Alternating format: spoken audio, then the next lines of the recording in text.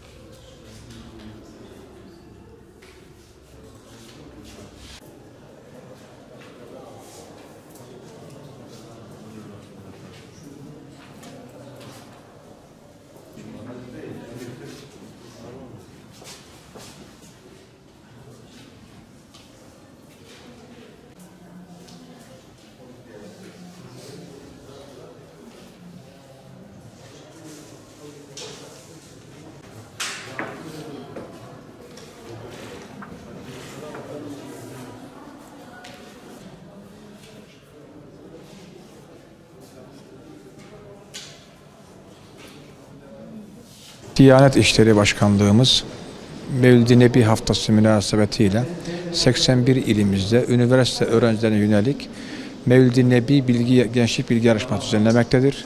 İlimizde de 111 tane öğrencimiz müracaat etmiştir. Şu an bunlar sınava katılmışlardır. Başkanlığımızın belirlemiş olduğu Peygamber Efendimiz Aleyhisselatü Vesselam ile alakalı kitaplar konudan sorular çıkmaktadır. 80 adet soru vardır. İl birincileri hem kızlar için ayrı bir kategori, erkekler için ayrı kategoride olmak üzere il birincileri Diyanet İşleri Başkanlığımız tarafından umre ile ödüllendirileceklerdir. Bu ilk defa yapılmaktadır. İnşallah gelecek yıllardaki öğrenci katılımları daha çok fazla olacaktır. Ve biz buradaki öğrencilerimize başarılar diliyoruz. Ve bundan sonra da inşallah bu yarışmalar böyle artarak devam edecek. Üniversite okuyan bütün gençlik Peygamber Efendimizle alakalı kitapları hem okuma, anlama, tatbik etme ve onun da ötesinde dünyada bir umre ile ahirette inşallah cennette mükafatlanma imkanı nasip olacaktır. İnşallah hayır olur diye temennide bulunuyoruz. Amaç gençliğimizi Peygamberimizle buluşturmak. Onları Peygamberimizin hakkında bilgi sahibi kılmak, kitap ile buluşturmak, Peygamberimizin getirdiği evrensel mesajları öğrenmek, tatbik etmek ve gençlik yıllarında Peygamberimiz ile hemhal olmak için biz bu yarışmayı başkanlık olarak düzenliyoruz.